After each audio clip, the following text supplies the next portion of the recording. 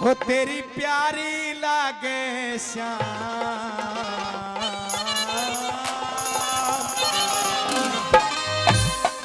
हो तेरी प्यारी लागे श्याम मुरलिया फिर बजा दियो। तेरी प्यारी लागे श्याम मुरलिया फिर बजा दियो। तेरी प्यारी लागे श्याम मुरलिया फिर बजा दियो। तेरी प्यारी लागे श्याम मुरलिया फिर बजा दियो। ओ फिर बजा जइयो मुरलिया फिर बजा जइयो। फिर बजा दियो मुरलिया फिर बजा दियो। तेरी प्यारी लागे श्याम मुरलिया फिर बजा दियो। तेरी प्यारी लागे श्याम मुरलिया फिर बजा दियो। जोरदार ताली हो जाए, जोरदार ताली हो जानी चाहिए, जोरदार ताली। बोल वृंदावन बिहारी लाल की।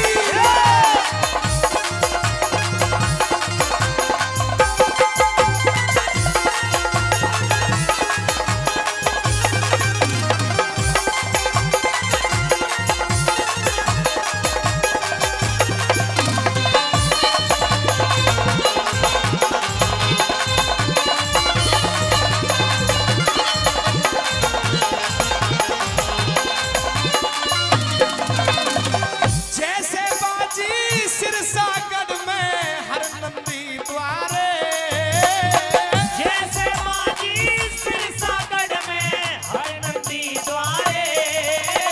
सवा पहर सोना बरसाया मनसा मल्हारे। महर सोना बरसाया मनसा मल्हारे। देखे है लोग तमाम मुरलिया फिर बजा दियो। तेरी प्यारी लागे श्याम मुरलिया फिर बजा दियो।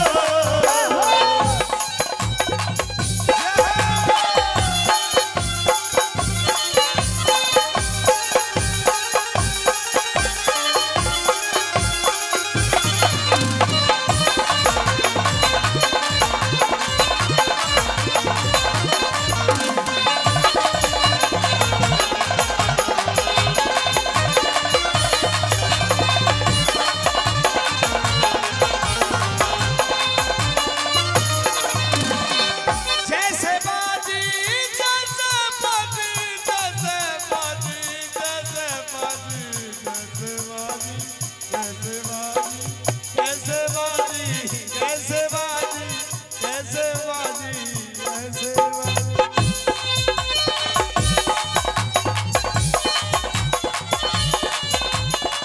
जैसे बाजी। जैसे बाजी यमुना जी पे काड़े के फन पे। जैसे बाजी यमुना जी में काड़े के फण पे। कूद कूद के नाच रहे काड़े की गर्दन पे। कूद कूद के नाच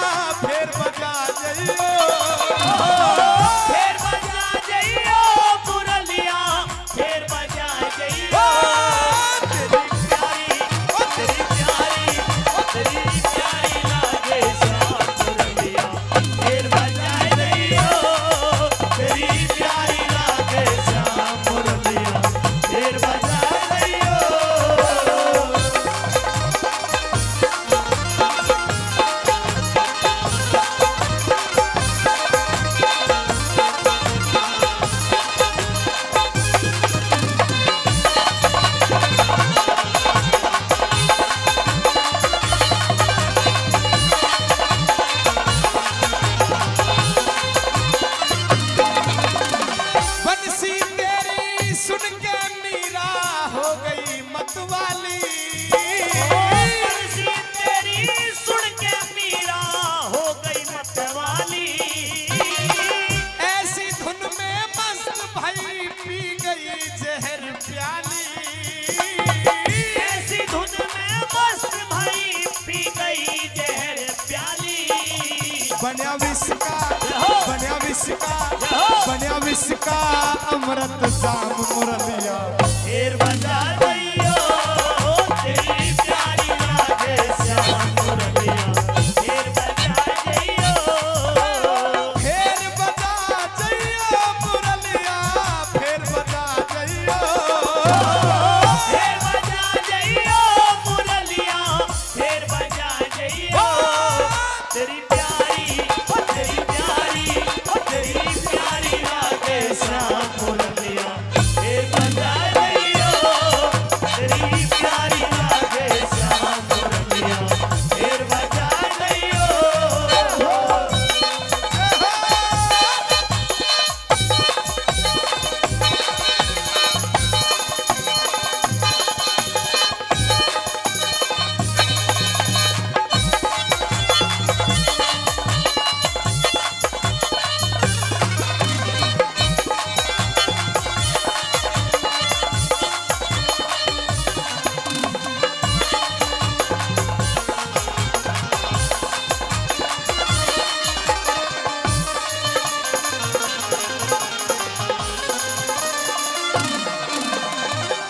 कोई तो खाटू श्याम के नाम से पूछता है, आज कोई खाटू श्याम के नाम से पूछता है, कोई बाबा मोहन राम के नाम से पूछता है।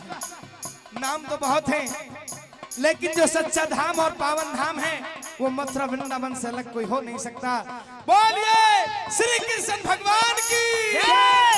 और बहुत इनाम पहले दिया और आशीर्वाद स्वरूप हमारे परम आदरणीय सुरेंद्र सिंह भाटी जी एसओ साहब, जिन्होंने बहुत इनाम पहले और 50 रुपए से फिर मेरा सम्मान बढ़ाया। तहे दिल से बार बार धन्यवाद करते हैं। आइए कैसे बताया।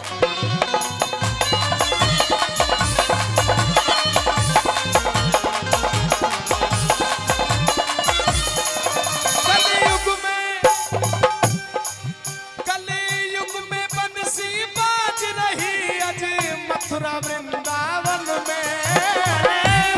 बंसी बाज रही मथुरा वृंदावन में। बाबा ने खुशियां भर दी भक्तों की झोली में। बाबा ने खुशियां भर दी भक्तों की झोली में। रट विजय सिंह घनश्याम मुरलिया। शेर बजा